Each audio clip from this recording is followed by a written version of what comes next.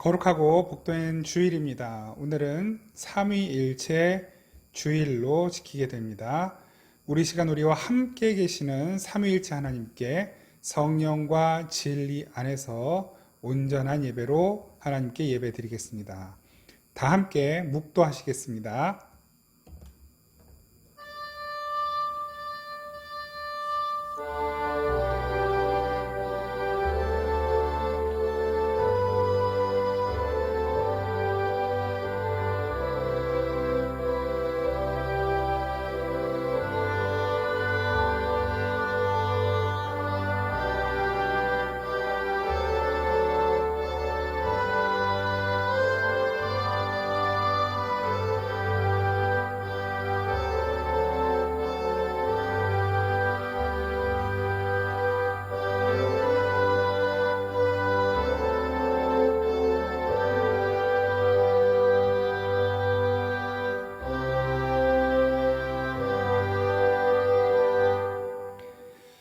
이는 물과 피로 임하신 이시니 곧 예수 그리스도시라. 물로만 아니요 물과 피로 임하셨고 증언하는 이는 성령이시니 성령은 진리니라. 증언하는 이가 셋이니 성령과 물과 피라. 또한 이 셋은 합하여 하나이니라. 아멘. 거룩하신 하나님, 삼위일체 하나님을 찬양합니다. 성령으로 우리와 함께 계시고 예수 그리스도 통해 우리를 구원하셨으며 전능하신 아버지 하나님으로 우리를 영원토록 인도하시는 삼위일체 하나님을 예배합니다. 우리가 이 시간 드리는 예배가 주님을 기쁘시게 하고 주님의 뜻에 합한 예배가 되게 하시고 하나님의 영광이 임하는 예배가 되게 하옵소서. 이 시간 영상을 통해 예배하는 모든 예배의 처소마다 하나님 하늘 문을 열어주시고 하늘의 풍성한 능력과 은혜로 충만하게 채워 주옵소서. 예수 그리스도의 이름으로 기원하옵나이다. 아멘. 다 함께 찬송가 19장 찬양 드리겠습니다. 찬송가 19장 찬양 드립니다.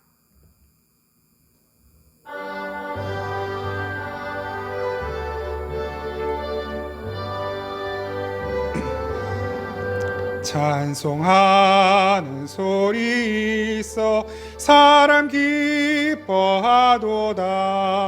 하늘아버지의 이름 거룩하도다. 세상 사람 찬양하자. 거룩하신 하나님께 할렐루야 할렐루야 할렐루야 아멘. 하나님의 나라 권세 영원토록 있도다. 하나님의 영광 나라 거룩하도다. 하늘 보좌 계신 주님 세상 주관하시도다. 할렐루야 할렐루야 할렐루야 아멘. 하나님의 크신 섭리 그 뜻대로 되도다. 우리 아버지의 뜻은 거룩하도다. 주여 속히 임하셔서 기쁜 날을 주옵소서. 할렐루야 할렐루야 할렐루야 아멘 아멘. 우리 지난 한 주간 동안의 삶을 돌아보면서 하나님 앞에 지었던 모든 죄와 허물들을 침묵으로 고백하며 함께 기도하겠습니다.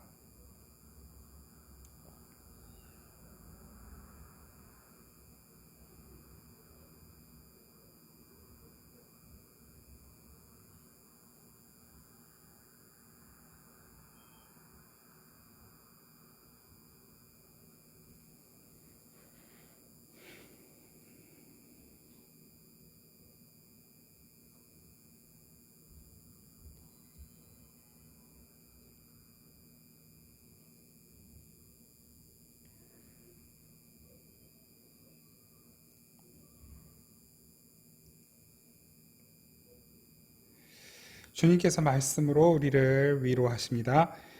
하나님이 그들이 행한 것, 곧 그 악한 길에서 돌이켜 떠난 것을 보시고 하나님이 뜻을 돌이키사 그들에게 내리리라고 말씀하신 재앙을 내리지 아니하시니라.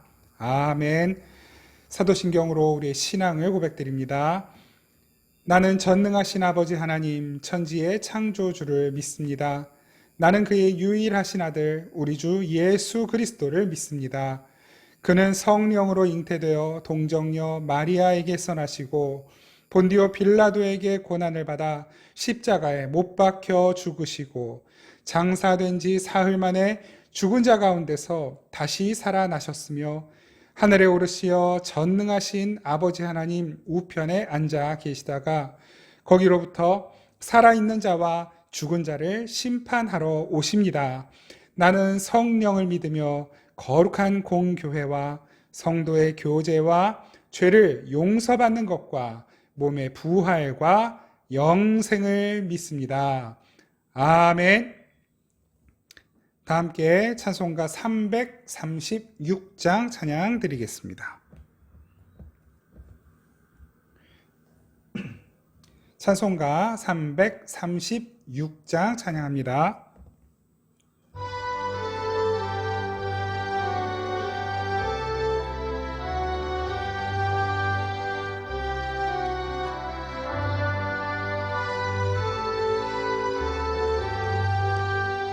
환난과 핍박 중에도 성도는 신앙 지켰네. 이 신앙 생각할 때에 기쁨이 충만하도다. 성도의 신앙 따라서 죽도록 충성하겠네. 옥중에 매인 성도나 양심은 자유 얻었네. 우리도 고난 받으면 죽어도 영광 되도다. 성도의 신앙 따라서 죽도록 충성하겠네. 성도의 신앙 본받아 원수도 사랑하겠네. 인자한 언어 행실로 이 신앙 전파하리라.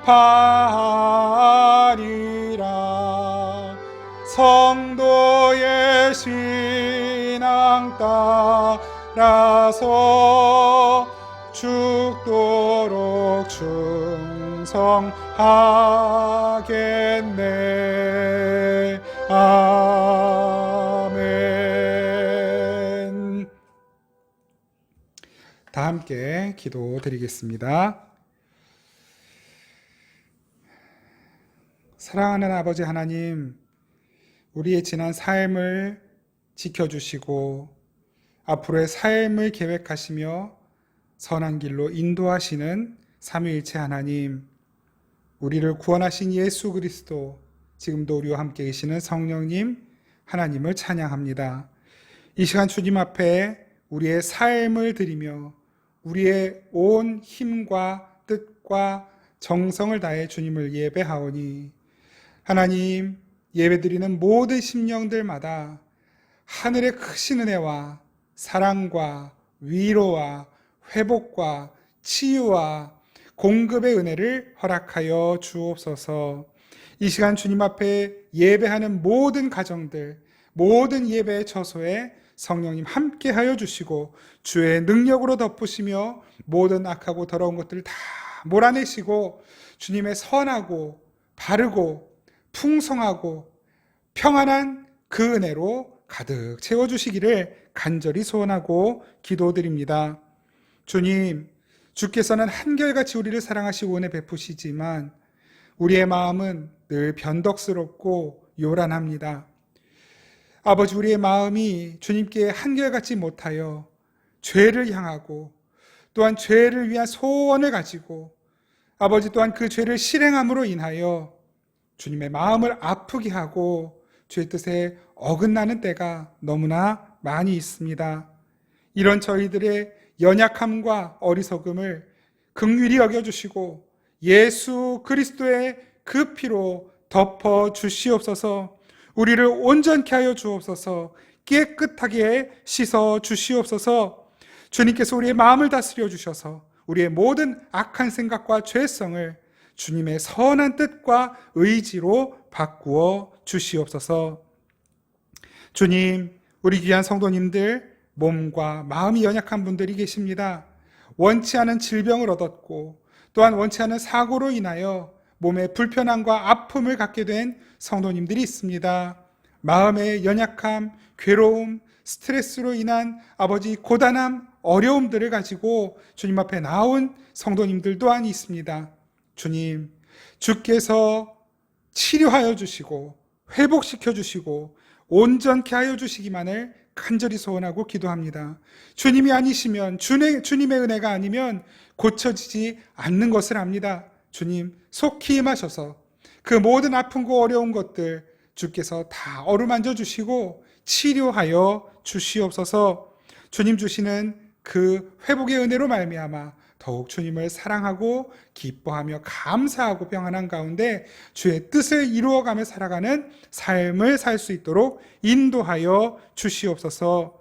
학교에서, 직장에서, 그리고 가정에서, 또한 앞날을 준비하는 모든 현장에서 주의 뜻을 구하는 우리 귀한 지체들 주님께서 힘주시고 지혜를 주시고 총명함을 허락하여 주시고 무엇보다도 그 맡은 자리에서 최선을 다할 수 있는 성실함을 허락하여 주시며 그 모든 것 위에 하나님이 함께 계시고 도우시며 하나님께서 모든 것을 이루시리라는 믿음을 더하여 주시옵소서.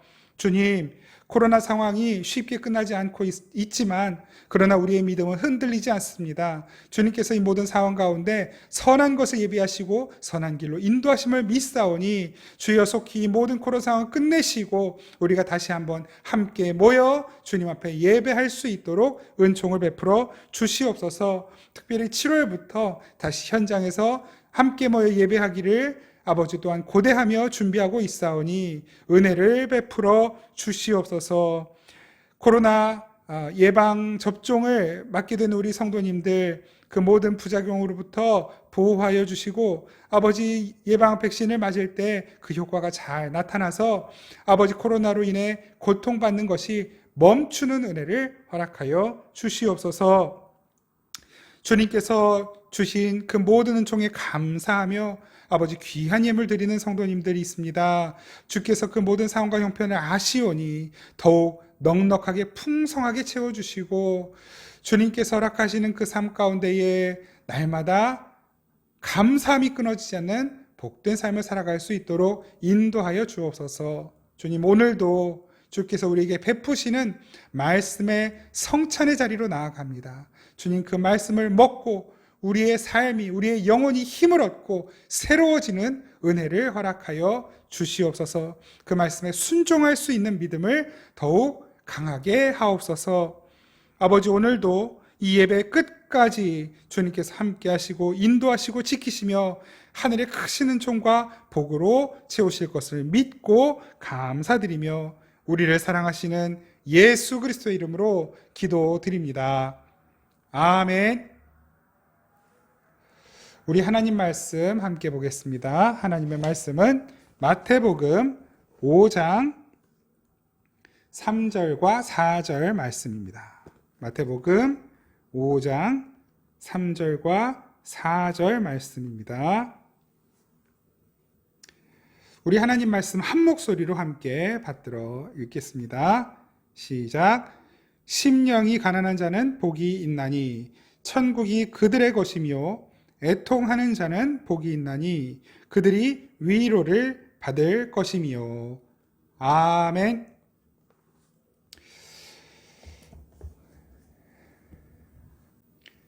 네, 여러분 반갑습니다. 오늘 하나님께서 우리에게 주신 말씀을 가지고 위로받을 자격이라는 제목으로 하나님 말씀을 나누도록 하겠습니다. 산상수훈 세 번째 시간이고 특별히 산상수훈 중에 팔복의 내용으로 말씀을 전하는 두 번째 시간이 되겠습니다. 이 산상수훈 팔복의 내용만을 그 액면 그대로 본다면 우리가 인간적으로는 참 동의하기 어려운 내용들이라는 것을 알 수가 있죠. 여러분, 사람들이 종교를 갖는 이유가 무엇입니까? 대체로는 그 종교라는 것을 통해서 사람들이 좀 삶의 여유와 안정을 갖고 싶어 합니다. 좀 더 나은 삶을 살고 싶어 하는 것이죠. 그 신의 힘을 빌어, 사람보다 더 강한 어떤 존재의 힘을 빌어서 내가 할 수 없는, 내가 부족한 것들을 채워가고 내가 하는 일들의 도움을 받아서 가난에서도 좀 벗어나고 질병에서도 벗어나고 좀 빡빡하고 어려운 삶에서 벗어나서 여유롭고 행복한 삶을 살기 위하여 종교를 갖는 경우가 대부분입니다. 그런데 예수님께서 말씀하신 이 내용들, 특별히 산상수훈의 내용, 이 팔복의 내용들을 보면 그런 일반적인 종교성을 가지고 좀 이해하기 어려운 내용들을 말씀하시는 것이죠. 우리는 종교를 통해서, 그 신을 통해서 좀 이 가난함에서 벗어나고 싶어요. 그런데 예수님은 너희들, 복받은 너희들은 가난한 자들이다 이렇게 말씀을 하시고, 슬픔에서 벗어나고 싶은데 복받은 너희들은 슬퍼하는 자들, 애통하는 자들이다 이렇게 말씀하시는 거예요. 심지어는 나중에 가서는 복받은 너희들은 세상으로부터 환난을 받고 핍박을 받는 자들이다. 그 환난과 핍박을 받는 자들이 복 있는 자들이다 이렇게 말씀을 하신단 말입니다. 이게 쉽게 동의가 됩니까? 동의하기 어려운 정도가 아니라 아예 종교를 바꾸고 싶을 만큼 이해하기 어려운 부분들이 있는 것입니다. 그런데 이것이 기독교인 것입니다. 이 기독교의 목적지가 어떤 불안함과 위험과 어려움과 환난을 벗어나서 조금 더 나은 삶으로, 그래서 다른 종교들보다 더 고상하고 더 나은 자리로 가는 것이 기독교의 목적이 아닌가 생각을 했더니 예수님은 정반대의 말씀을 하고 계시는 것이죠. 복받은 자들아, 너희들은 가난한 자들이다. 복받은 자들아, 너희들은 애통하는 자들이다. 이렇게 말씀하고 계시는 거예요. 그래서 그 가난함의 대가는 무엇인가? 천국에 가는 것. 그 애통함의 대가는 무엇인가? 위로받는 것. 그렇게 말씀하시는 거예요. 오늘 우리는 그 복 있는 자들이 살아가게 되는 그 애통하는 삶, 그리고 그 애통함에 대한 위로, 정말 그것이 우리의 삶에 무슨 의미가 있는지 오늘 그 부분을 함께 살펴보려고 합니다. 예수님께서 선포하신 이 복의 선언, 그리고 그 복의 선언 가운데 두 번째 내용인 애통함이 무엇인가를 더 잘 이해하기 위해서는 지난주 우리가 함께 살펴보았던 심령의 가난함, 이것을 잘 이해하고 있어야만 합니다. 그 심령의 가난함이 무엇이었습니까? 삶에서의 어떤 궁핍함, 경제적인 어려움, 이것이 심령의 가난함이 아니었죠. 그것은 상대적인 가난함이었던 것이고, 예수님께서 말씀하신 그 심령의 가난함의 그 가난함은 절대적 가난함이었습니다. 절대적 빈곤. 이 절대적 빈곤, 가난함이라는 것은 무엇이냐면 아무리 사람이 노력하고 애써도 극복할 수 없는, 해결할 수 없는 가난함이었습니다. 그래서 그 사람 외부로부터, 반드시 외부로부터 그 사람에게 들어와서 채워야만 해결이 되는 절대적 가난함, 프토코스의 가난함이었던 것이죠. 그것은 어떤 것이었습니까? 영적 가난함이었습니다. 그 영적인 결핍, 이 영적인 결핍은 이 영을 창조하신 분 외에는 해결을 할 수가 없어요. 다른 종교에서도 영적인 것들을 말하는 것처럼 보이지만 사실 그것은 영적인 것이라기보다는 정신적인 것입니다. 참으로 영적인 것, 그 영적인 것은 오직 기독교에만 있습니다. 성경에만 있습니다. 하나님께서 우리를 영적인 존재로 만드셨어요. 우리를 영적인 존재로 만드신 하나님이 우리의 영적인 결핍, 영적인 가난함을 채우실 수 있는 유일한 분이라는 것을 인식하는 것. 나의 영적인 상태는 그 하나님이 아니고서는 파산한 상태와 같다라는 것을 인식하는 것. 그것이 영적인 가난함, 심령의 가난함이었습니다. 그 심령의 가난함은 누구만 알 수 있다. 하나님이 오셔서 구원하신 자들, 하나님의 은혜로 말미암아 구원받은 자들만이 그 심령의 가난함을 인식할 수 있다라고 하는 것을 우리가 지난주에 확인했습니다.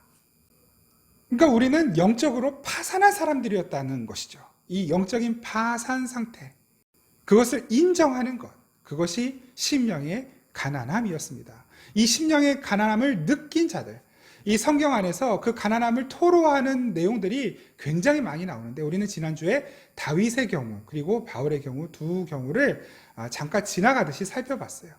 다윗은 자신의 영적 가난함을 어떻게 고백합니까? 지난주와는 좀 다른 부분인데 시편 40편 12절에서 이렇게 고백을 하죠. 제가 읽어드리겠습니다. 무수한 재앙이 나를 둘러싸고 나의 죄악이 내게 미침으로 우러러 볼 수도 없으며 죄가 나의 머리털보다 많으므로 내 마음이 사라졌음이니이다.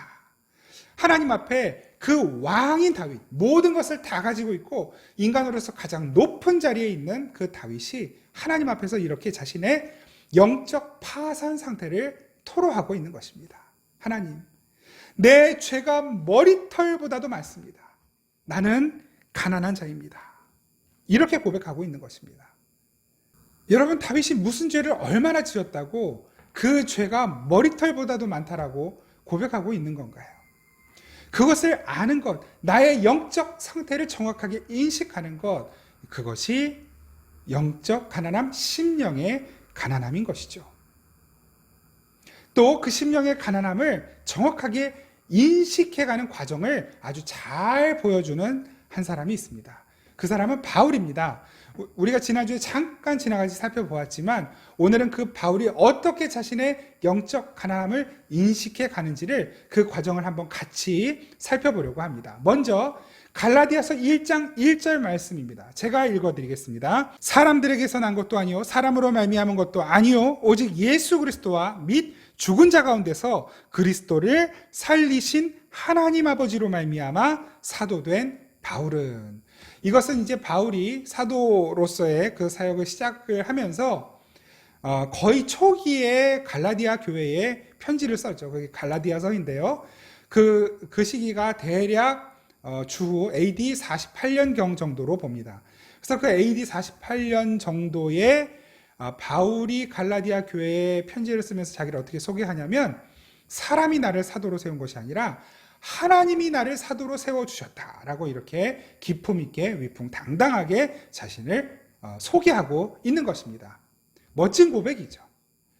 그런데 그로부터 한 7년 정도 지난 AD 55년경에 고린도 교회에 편지를 쓰면서 바울은 자기를 이렇게 소개합니다. 고린도전서 15장 9절 제가 읽어드리겠습니다. 나는 사도 중에 지극히 작은 자라. 내가 하나님의 교회를 핍박하였으므로 사도라 칭함받기에 감당치 못할 자로라. 하나님이 나를 사도로 세우셨다라고 고백했던 바울이 고린도 교회 편지를 보내면서 자기를 어떻게 소개하냐면 나는 교회를 핍박했던 자이다. 나는 사도로 부름받기에 합당치 않은 자, 이 사도의 직분을 감당하기에 적합하지 않은 자다라는 고백을 하고 있는 것이에요. 그런데 거기에서 멈추지 않습니다. 에베소 교회 편지를 써요. 이 고린도 교회 편지를 쓴 이후 한 8년 정도 지난 AD 63년경에 그 에베소 교회에 편지를 쓰는데 그 편지에서 자기를 이렇게 이야기합니다. 에베소서 3장 8절입니다. 모든 성도 중에 지극히 작은 자보다 더 작은 나에게. 모든 성도 중에 지극히 작은 자보다 더 작은 나. 하나님이 세우신 사도였다가 그 사도 중에 가장 작은 자, 사도될 자격이 없는 자라고 자신을 고백했다가 이제는 성도가 뭡니까? 교인이잖아요. 그 교인들 중에 지극히 작은 나. 그러니까 그 교인들 자격도 없는 나라고 이렇게 고백을 하는 것이죠. 그렇게 바울은 점점 자기를 인식해 갑니다. 하나님 앞에서 내가 누구인지를 계속해서 배워가는 거예요. 그런데 여기서 멈추지 않습니다. 바울이 로마에서 죽기 1년 전에 자기의 이제 제자이자 후계자이죠. 자기가 세우는 그 후배 목회자인 디모데에게 편지를 쓰면서 이렇게 자신을 소개합니다. 디모데 전서 1장 15절 제가 읽어드리겠습니다. 미쁘다 모든 사람이 받을 만한 이 말이여 그리스도 예수께서 죄인을 구원하시려고 세상에 임하셨다 하였도다. 죄인 중에 내가 괴수니라. 죄인 중에 괴수래요. 그 괴수라는 말은 우두머리라는 말이거든요.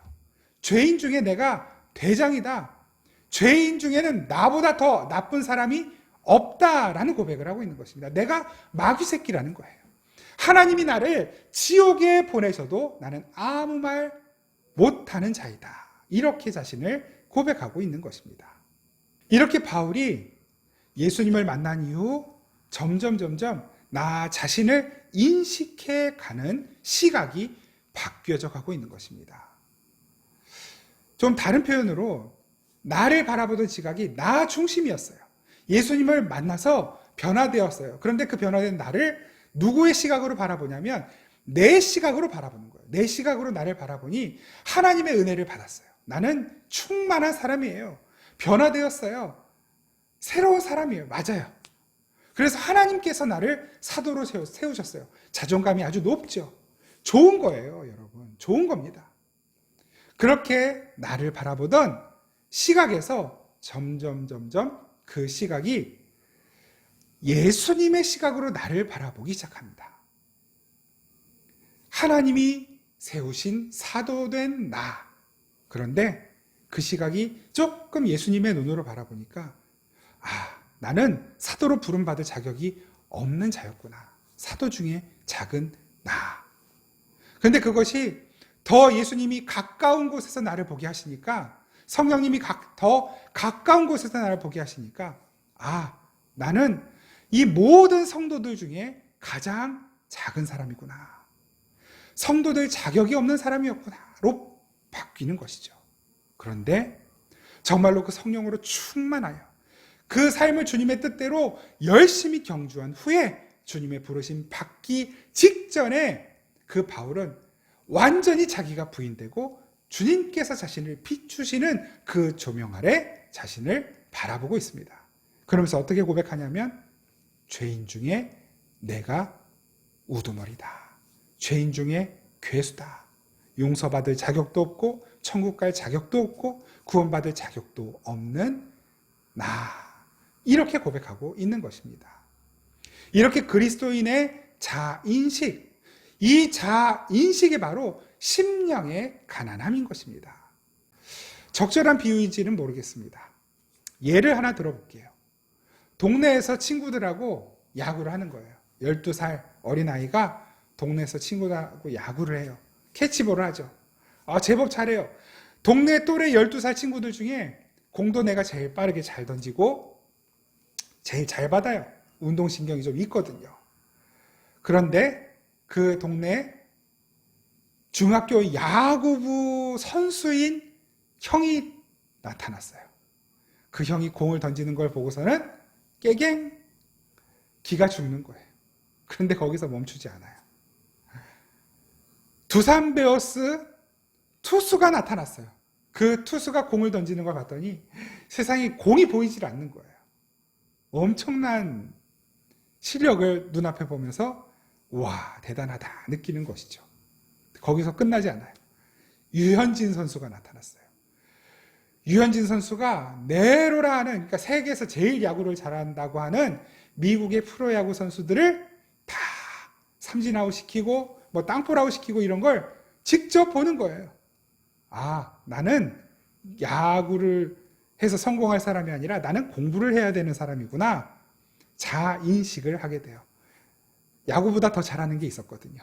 공부 잘하는 거예요. 공부 열심히 하는 거. 그게 자인식입니다. 내가 누구인지를 객관적으로 냉정하게 알아가는 것. 여러분, 이 자기를 객관화하는 것은 비록 기독교인이 아니라도 세상을 살아갈 때 자신을 객관화해서 바라볼 수 있는 것은 굉장히 큰 자산입니다. 그런데 여러분, 그리스도 안에서의 자인식은 그냥 객관적인 다른 사람들이 나를 어떻게 보는가, 그리고 그 다른 사람들의 시선에 나는 어떻게 반응할 것인가 정도로 머무는 것이 아닙니다. 하나님이 나를 어떻게 바라보고 계시는가, 그 하나님이 비추시는 빛 가운데 나는 누구인가를 점점 분명하게 알아가는 것이 자인식이고 심령의 가난함을 알아가고 체득해가는 과정인 것입니다. 그것을 다윗이 잘 보여주었고 바울이 너무나 잘 보여준 것이죠. 횃불을 들고 누군가 점점 나에게 다가오는 거예요. 그 횃불이 나에게 가까이 오기 전에는 그냥 깜깜한 상태에서 나는 아무렇지 않았어요. 그 깜깜한 자리에서 먹고 마시고 자고 놀고 일하고 괜찮았어요. 아무 문제 없었어요. 그런데 누군가 횃불을 들고 점점 나에게 가까이 오는 거예요. 근데 그 횃불이 가까워질수록 내 주변이 조금씩 밝아지겠죠. 그 주변이 조금씩 밝아지는데 보니까 내 몸에 묻은 때들이 하나씩 드러나는 것입니다. 처음에는 짙은 때가 드러나겠죠. 그런데 횃불이 더 가까이 오면서 더 밝아지면서 옅은 그 허물과 흔적과 흠집들이 더 드러나는 거예요. 그 횃불이 나에게 가장 가까이 왔을 때 나를 보았더니 이거는 형편없는 거예요. 더군다나 내가 그렇게 열심히 살아오면서 남들보다 더 최선을 다해서 열심히 모아왔던, 쌓아 올렸던, 그래서 내가 그렇게 소중히 여겼던 것들이 보니까 그 횃불 아래 그 빛 가운데 보니까 그게 뭐냐면 돼지들이 먹는 쥐염 열매였던 거예요. 그리고 내가 살아가는 이 현장이 알고 봤더니 내가 만족하며 살았던 내 삶의 터전이 돼지들과 섞여 살고 있는 돼지우리였던 거예요. 그것이 자인식인 것입니다. 그렇게 그 밝은 횃불 아래, 그 빛 아래에서 나의 이 부족함과 추함과 더러움이 하나 밝혀지고 드러나면 날수록 나 어떻게 하면 좋지? 내가 정말 성도가 맞나? 내가 구원받는 게 맞나? 나 정말 이러고도 천국 갈 수 있나? 라고 하는 그 자리로 점점 내려가게 되는 것입니다. 그것이 애통함이에요. 이 애통함은 반드시 그 심령의 가난함과 연결이 되는 것입니다. 그 심령의 가난함, 나의 가난함, 영적인 파산 상태가 드러나고 밝혀지는 그 순간 터져나오는 그 감정, 그 정서, 그것과 연결된 것이 바로 애통함인 것입니다. 그래서 이 애통함에 대해서 참 잘 정리를 해주신 분이 계세요. 아더 피어슨이라고 하는 분인데요. 그분이 이 애통함을 설명해 준 내용을 좀 제가 여러분들께 소개해 드리려고 합니다. 제가 읽어 드릴게요. 애통함이라 함은 하나님과 우리 사이를 갈라놓은 불의에 대한 애통함이며 우리가 매우 자랑스럽게 여기던 도덕에 대한 애통함이며 우리가 그토록 믿어왔던 나 자신의 의에 대한 애통함이며 하나님께 반역하던 것에 대한 애통함이며 하나님의 의지에 대해 소홀히 여겼던 것에 대한 애통함이다. 하나님이 허락하신 애통함은 심령의 가난함과 항상 동행한다. 저는 이 말에 전적으로 동의합니다. 예수님께서 그 팔복을 말씀하시면서 심령의 가난함을 말씀하신 후에 그 애통함을 말씀하신 이유도 저는 여기에 있다고 믿습니다. 그 심령의 가난함이 없으면 애통함도 없는 거예요. 내가 누구인지, 내가 어떤 존재인지 나의 자인식이 없으면 그 애통함도 있을 수 없는 것입니다. 나 어떻게 하면 좋지? 나는 그 은혜가 아니면, 하나님이 나를 건져내지 않으면 난 정말 불가능한 자인데, 나 어떻게 하면 좋지? 여러분, 오늘 본문에서 말씀하시는 이 애통함은 가장 슬프고 가장 괴로운 상태에서 터져나오는 탄식과 울분과 같은 것을 나타내는 말입니다. 헬라어로는 펜테오라는 말을 써요. 펜테오. 이것은 그러니까 부모가 자식을 잃었을 때에 느끼는 감정 같은 거예요. 그 자식을, 사랑하던 자식을 하루아침에 잃었을 때의 그 느낌, 감정. 저는 살면서 느끼고 싶지도 않고 느낄 일도 없을 거라고 믿고 있는데, 여러분, 너무 안타깝지만 주변에 그런 분들이 계시잖아요. 그 슬픔은 짐작도 할 수 없어요. 자식을 잃은 슬픔이라니요. 제가 예전에 처음 전도사로 사역하던 교회에서 7살 유치부였으니까 7살 아이가, 교회 나온 지 얼마 안 된 아이인데, 그 아이가 그만 부모님과 함께 놀러 갔다가 익사한 거예요.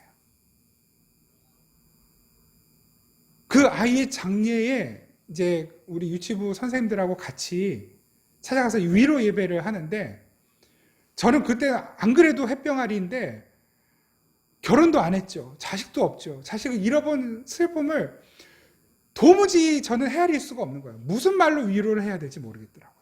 그냥 진땀 흘리면서 어떻게 겨우겨우 그냥 기도만 해드리고 돌아왔던 기억이 있습니다. 어떻게 위로를 해야 될지 모르겠어요. 지금도 마찬가지죠.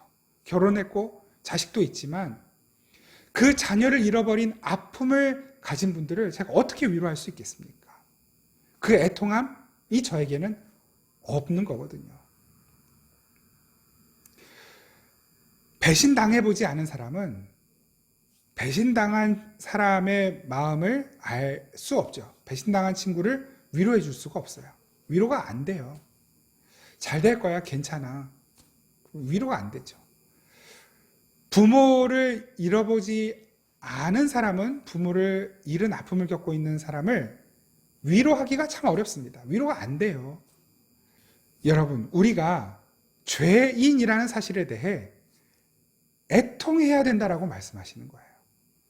정말 우리가 복을 받은 자라면 내가 어떤 존재인지, 내가 누구였는지, 내가 누구인지, 내가 어떤 존재가 될 것인지에 대한 자아인식이 점점 확고해지고 분명해져요.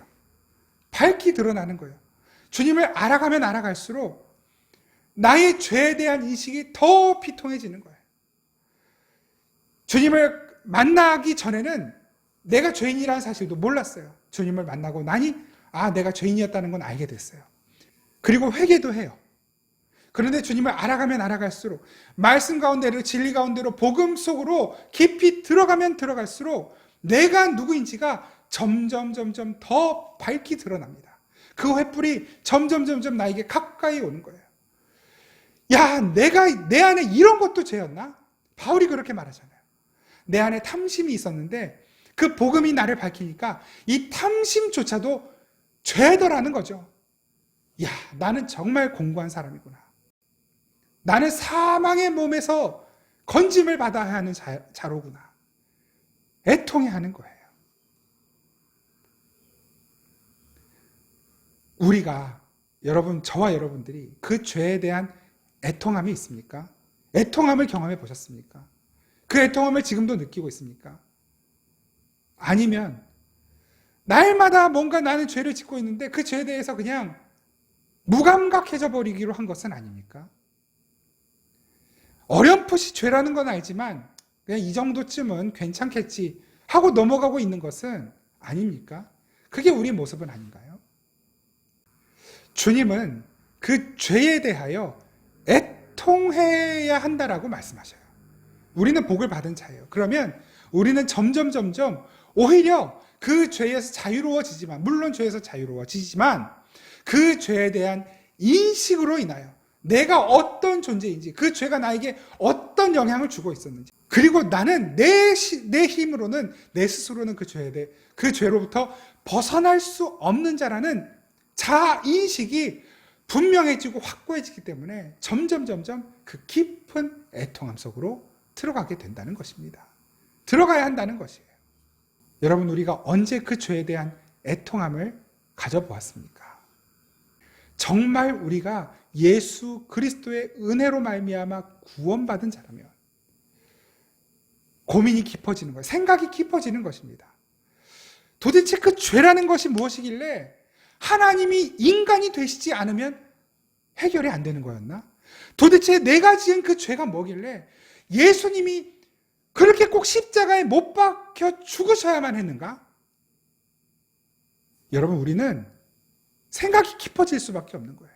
그 죄가 무엇이길래? 내가 그만큼 심각한 죄를 지은 사람이었단 말인가?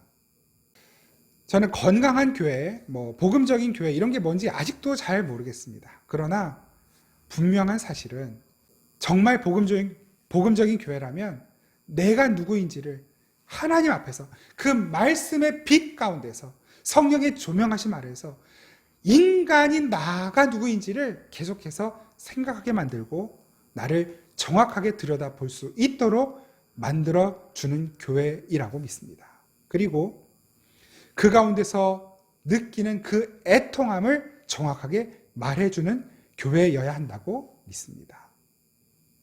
왜냐하면 그 자인식, 그리고 그 자인식으로부터 오는 나의 영적인 파산 상태를 정확하게 알고 그 상태에서 주저앉아 어찌할꼬, 주님 저는 죄인입니다. 주님 저는 불가능한 자입니다.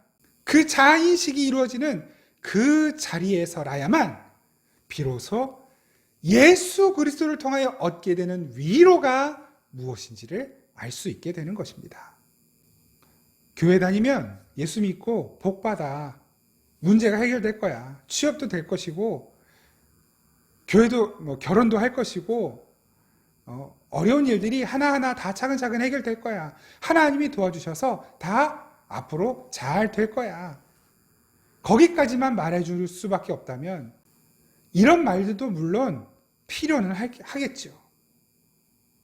그래야 좀 안심을 할 테니까. 그런데 진짜 복음은 그것이 목적이 아니라, 그것이 없더라도, 그것이 설령 우리의 삶에서 나와는 관계없는 일이 된다 하더라도, 남들은 다 잘되고 남들은 승승장구하고 남들은 다 잘나가게 될 때에 나는 지지부진하고 다 잘 안 되고 꼬이는 한이 있더라도, 그 가운데서라도 궁극적으로 근본적으로 나의 가장 핵심적인 문제가 무엇인지를 정확하게 가르쳐주고, 그 문제가 바로 나의 죄였다라는 것을 알게 해주고, 내가 바로 그 죄로부터 해방되어 자유롭게 되어 하나님 나라를 얻은 자요, 그 하나님 나라의 위로 예수 그리스도로 말미암아 위로받는 자라는 것을 알게 해주는 것. 그것으로 위로받고, 그것으로 평안을 누리고, 그것으로 자유케 되고, 그것으로 기뻐할 수 있는 자리로 가게 만들어주는 것. 여러분, 그것이 하나님의 말씀이고 복음인 것입니다. 그리고 교회는 바로 그 복음을 알려주어야만 하는 것입니다. 우리는 그 복음을 알아가면 알아갈수록 바울이 고백한 것처럼, 주님 정말로 제가 목회자가 맞습니까? 주님 정말로 제가 이러고서도 집사가, 권사가, 장로가 맞습니까? 주님 제가 정말 이런데도 성도가 맞습니까? 이러고도 내가 목회자야? 이러고도 내가 집사야? 이러고도 내가 성도야? 그 자인식의 자리, 그 자리로 내려가는 사람들, 여러분, 그 사람들이 복받은 사람들인 것입니다. 하나님은 그 자리에 계시거든요. 여러분, 아까 잠깐 그 횃불 얘기를 말씀을 드렸는데, 그 횃불이 점점 가까이 와요. 그래서 내가 누구인지가, 나의 실체가 조금씩 들통이 나는 거예요. 까발려지는 것이죠. 폭로돼요. 그러면서 내가 누구인지를 알아가요. 비통해집니다. 애통하게 돼요. 그런데 더 자세히 들여다보니 그 횃불을 들고 오시는 분이, 그 빛을 들고 오시는 분이 바로 예수 그리스도이신 거예요. 거기에 우리의 위로가 있는 것입니다. 그 횃불은 너는 이런 더럽고 악한 자야 라고 폭로시키고 끝내는 것이 아니에요. 그 빛을 들고 오신 분이 우리의 그 더러움을 다 들춰내신 후에 하시는 일이 뭐냐면, 그래서 우리의 그 더러움을 우리가 인식하고 인지하고 고백하고 인정하게 되면 그 다음에 뭘 할까요? 그 빛을 들고 오셔서 나의 이 더러움과 악함과 어리석음과 무지함과 나의 이 불가능을 다 드러내시고 폭로시킨 주님이 직접 우리의 이 더러운 것을 다 벗겨내시고 우리를 깨끗이 씻기시고 우리에게 새 옷을 입혀주시는 것입니다. 우리는 거기에서 위로받는 것입니다. 바로 그렇게 애통하는 자들이 그 하나님의 위로를 받게 되는 거예요. 예수 그리스도의 위로를 받는 것입니다.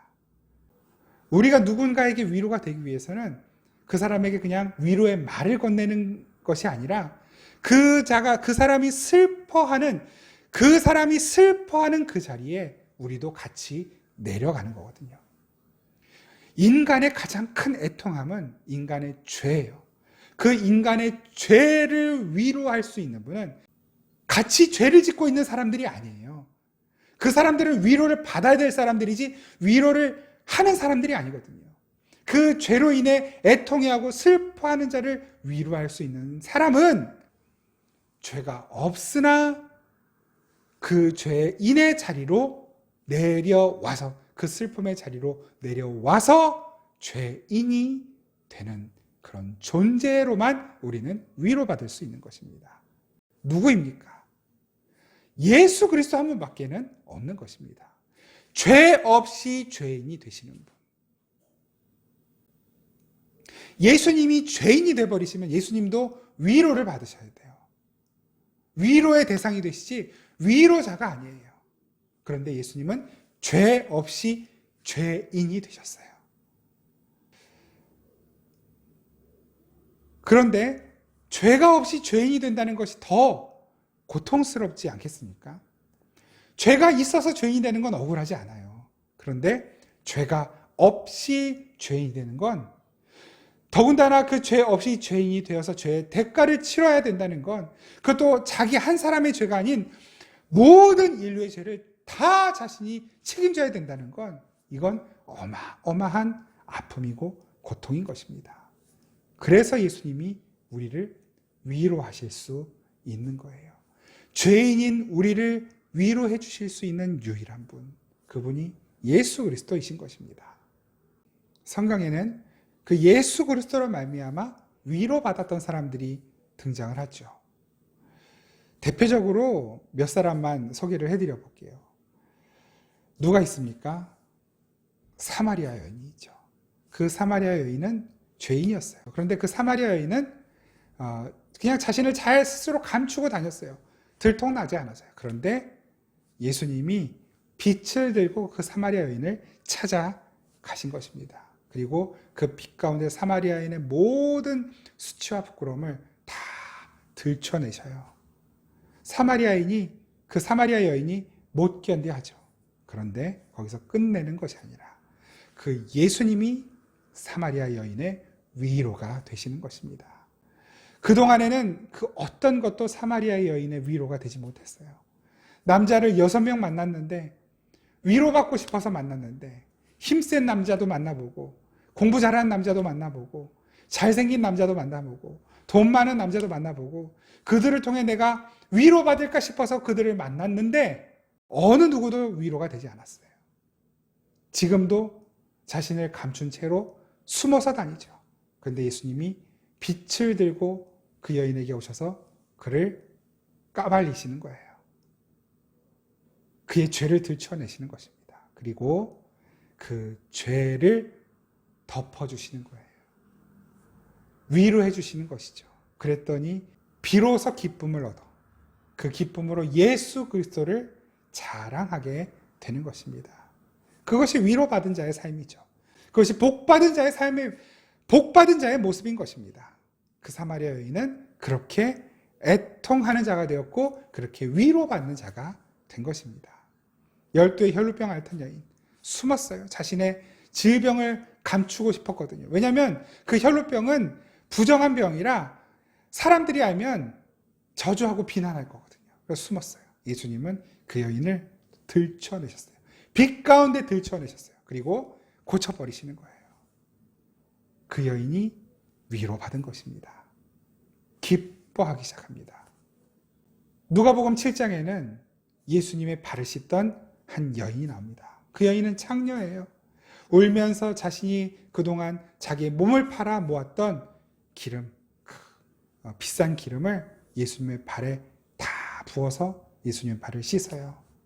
어느 누구도 그 여인을 위로하지 않았어요.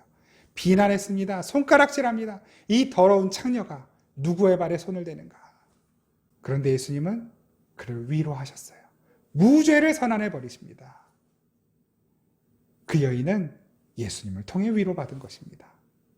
창녀에게 무죄가 선언이 되는 거예요. 그보다 더 큰 위로가 있습니까? 여러분, 세상은 죄를 모릅니다. 세상이 규정한 어떤 규범, 도덕, 그 법으로 정한 그 죄가 하나님이 보시는 죄가 아닙니다. 궁극적으로 죄는 하나님을 떠나 있는 것이 죄예요. 그 죄의 결과는 무엇입니까? 죽음, 그 죽음 이후에 심판, 그리고 영원한 지옥. 무시무시한 것입니다. 그 죄의 대가는 무시무시한 거예요. 어느 누구도 그 죄의 대가를 해결할 수 없어요. 바꿀 수 없습니다. 대신할 수 없는 거예요. 그런데 세상은 그 죄가 얼마나 무서운 것인지를 모르는 거거든요. 그러니까 애통함이 없어요. 애통함이 없으니 위로도 있을 리가 없는 것입니다. 저와 여러분 또한 그 위로가 필요 없는, 애통함이 없는, 그냥 그럭저럭 괜찮은, 아무렇지 않은 삶을 살고 있었습니다. 그런 우리들에게 예수님이 찾아오셨습니다. 횃불을 들고 찾아오셔서 우리를 비추셨습니다. 우리 안에 있는 모든 더러움과 악함과 추한 것들이 다 폭로되었습니다. 폭로되어 가고 있어요. 그 더러움이 들통나면 들통날수록 우리는 그 애통함 가운데 울게 될 것입니다. 우리의 더러움으로 인해, 나의 죄로 인해 우리는 울게 될 거예요. 더 많이 울 겁니다, 어쩌면. 그런데 바로 그 눈물이 흐르는 그 자리에 함께 예수님께서 울고 계시는 것입니다. 그 예수님께서 우리를 위해 물과 피를 다 쏟으셔서 우리의 모든 더러운 것들을 다 씻어내셨습니다. 그렇게 우리를 위로하셨습니다. 예수님이 그렇게 우리의 위로가 되시려고 그 처참한 십자가를, 그 처참한 죽음을, 그 무시무시한 지옥을 홀로 다 겪어내시고 우리를 건져내신 것입니다. 그것이 위로입니다. 그렇게 우리를 위로하신 예수 그리스도, 하나님의 은혜로 복받은 우리들은 그 예수로 말미암아 위로받은 자들이라는 것을 아는 자들인 것이고, 그 가운데서 정말 주님, 저는 주님이 아니면 안 됩니다. 오늘도 저는 예수님이 아니면 안 됩니다. 주님, 오늘도 저를 구원해 주시지 않으면 저는 안 됩니다. 주님, 오늘도 저를 떠나가지 마시고 저를 붙들어 주시옵소서. 그 애통함으로 주님 앞에 나아가는 자들인 것이고, 그 애통하는 저와 여러분들에게 주님은 위로의 주로 오셔서 제 대신 화관을 씌우시고 슬픔의 옷을 벗겨버리시고 기쁨의 옷으로 대신 입혀주시는 것입니다. 그 위로가 되신 예수 그리스도를 우리가 함께 말씀을 통해 마지막으로 확인하고 오늘 말씀을 마치도록 하겠습니다. 계시록 21장 3절 말씀입니다. 제가 읽어드리겠습니다. 계시록 21장 3절 4절. 내가 들으니 보좌에서 큰 음성이 나서 이르되 보라, 하나님의 장막이 사람들과 함께 있음에 하나님이 그들과 함께 계시리니 그들은 하나님의 백성이 되고 하나님은 친히 그들과 함께 계셔서 모든 눈물을 그 눈에서 닦아 주시니 다시는 사망이 없고 애통하는 것이나 곡하는 것이나 아픈 것이 다시 있지 아니하리니 처음 것들이 다 지나갔음이로라. 아멘. 저와 여러분들은 아직까지 애통하는 시간들을 지나가고 있지만 곧 이 시간들은 지나갈 것이고 이제 영원한 하나님의 나라에서 그동안 우리가 흘린 눈물을 다 닦아주시는 우리 주님 예수님과 함께 다시는 눈물 흘릴 일 없는, 다시는 애통해 할 일 없는 그 기쁨을 영원토록 누리며 살게 될 것입니다. 우리 시간 그 주님을 바라보며 함께 찬양하겠습니다. 우리 시간 함께 찬양할 때 괴로울 때 주님의 얼굴 보라 함께 찬양 드립니다.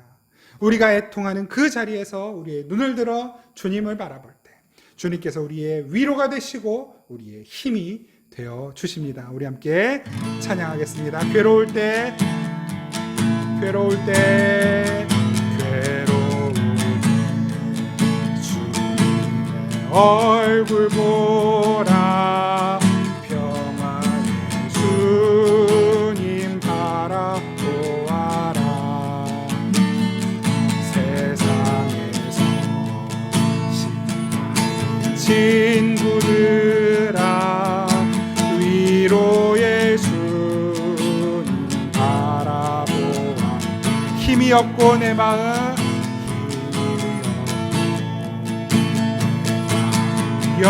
연약할 때 능력 주님 바라보아라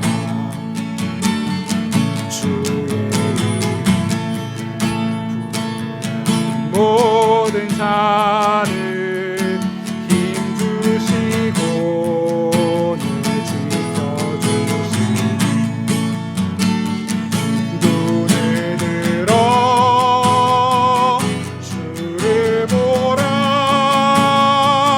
내 모든 염려 주께 맡겨라 아멘 슬플 때에 주님의 얼굴 보라 사랑의 주님 안식 주리라 눈을 들어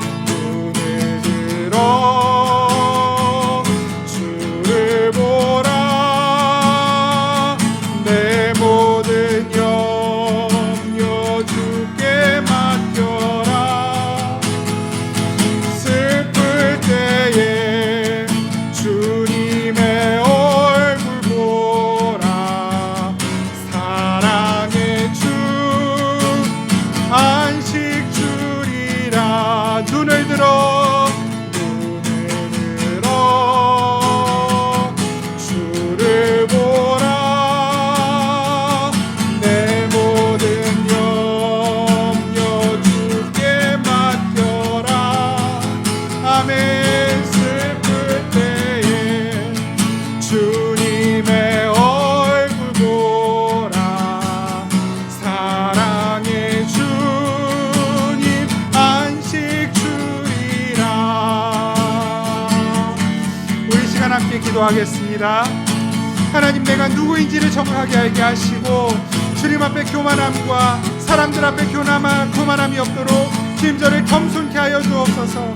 그 겸손한 자리로 내려가서 주님 앞에 은혜를 구하고 주의 도우심을 구할 때 위로의 주님으로 임하시고 역사하시는 우리 주님을 만나는 은혜를 허락하여 주옵소서. 우리 시간 함께 기도하겠습니다. 아버지 눈을 들어 주를 보라 내 모든 염려 주께 맡겨라 슬플 때에 주님의 얼굴 보라 사랑의 주님 안식 주리라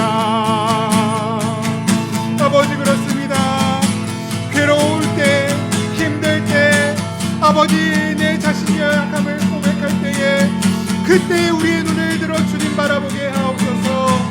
아버지, 낙심하고 좌절하는 자리에 머물러 있지 않게 하여 주시고 내 자신이 누구인지를 정확하게 인식하되 그러나 나와 함께 계시는 주님을 아버지 기억하고 그 주님을 꼭 붙들고 의지하는 믿음으로 다시 일어날 수 있도록 주여 우리에게 믿음을 더하여 주시고 주님을 진력 의지하는 믿음으로 아버지 날마다 아버지 위로받고 힘을 얻고 아버지 생명력 있는 삶을 살아가는 우리 모두가 될 수 있도록 인도하여 주옵소서. 주님 앞에 낮아지고 겸손한 자리에 있게 하옵소서. 다른 이들을 나보다 낮게 여기고 다른 이들을 높여주고 아버지 섬겨주고 사랑하며 하나님 다른 이들을 더욱 세워주고 높여주는 겸손한 자로 살아갈 수 있도록 주여 우리를 붙들어 주시고 인도하여 주옵소서. 예수께서 계시는 그 자리에 주님이 역사하시는 그 자리에 하나님 우리도 겸손히 머물러 있도록 주여 우리를 인도하여 주시옵소서. 주여 우리를 겸손케 하여 주시옵소서.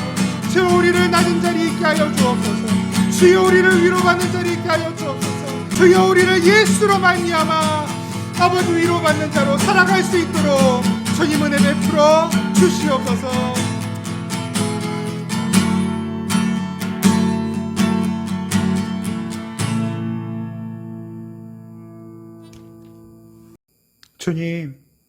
주님이 우리의 유일한 위로이십니다. 주님이 우리의 유일한 안식이십니다. 주님이 우리의 평안이시고 주님이 우리의 유일한 기쁨이십니다. 주님, 우리는 주님이 필요합니다. 매일 매 순간 매 시 분초마다 주님의 은혜가 필요합니다. 주님이 아니면 우리는 아무것도 아닙니다. 주여 우리를 도와 주옵소서. 주여 우리를 위로해 주옵소서. 주여 항상 우리와 함께 계시옵소서. 예수 그리스도의 이름으로 기도드립니다. 아멘. 우리 주 예수 그리스도의 은혜와 우리 아버지 하나님의 무한하시고 신실하신 사랑과 성령님의 교통하심, 도우시고 함께하시고 위로하시고 채우시고 온전케 하신 은혜가 이 시간 다시 한번 내가 누구인지를 더 정확히 바라보고 더욱 겸손히 낮은 자리로 내려가 주님의 위로와 도우심을 얻기 원하는 생명의 단비교회 모든 성도들과 이 땅의 모든 교회와 성도들 가운데 항상 함께 계시기를 간절히 축원하옵나이다. 아멘.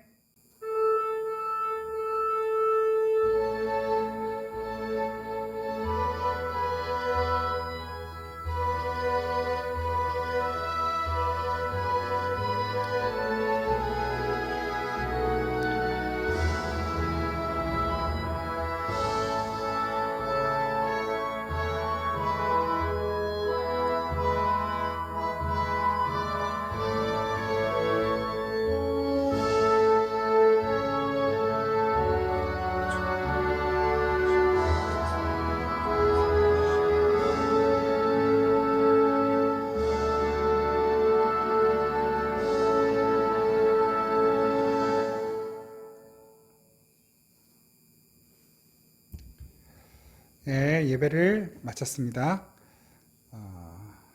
지난주에 말씀드렸다시피 이제 우리 6월까지는 현행과 같이 비대면 영상 예배를 이어가고요. 어떤 특별한 조치가 내려지지 않는 한 우리 7월 첫째 주부터는 이 자리에서 예배당에서 함께 예배 드리는 걸로 그렇게 진행을 하려고 합니다. 여러 가지 어려움들이 있겠지만 그러나 그 예배 차수를 아직 정하지는 않았는데요. 2번을 예배하든 3번을 예배하든 예배 차수를 혹시 느리게 되더라도 우리 소수만이라도 이렇게 함께 현장에 모여서 예배 드리려고 합니다. 이 모든 일들이 잘 진행될 수 있도록, 그리고 무엇보다도 이 코로나가 속히 종식되도록 계속해서 기도해 주시기를 바랍니다. 한 주간도 주님의 은혜로 평안하고 복된 삶을 사시기 바라고, 하여튼 건강하십시오. 여러분 모두 건강하시기를 기도하겠습니다. 여러분 모두 축복합니다. 너무너무 감사하고 사랑합니다. 다음 주에 또 뵙겠습니다.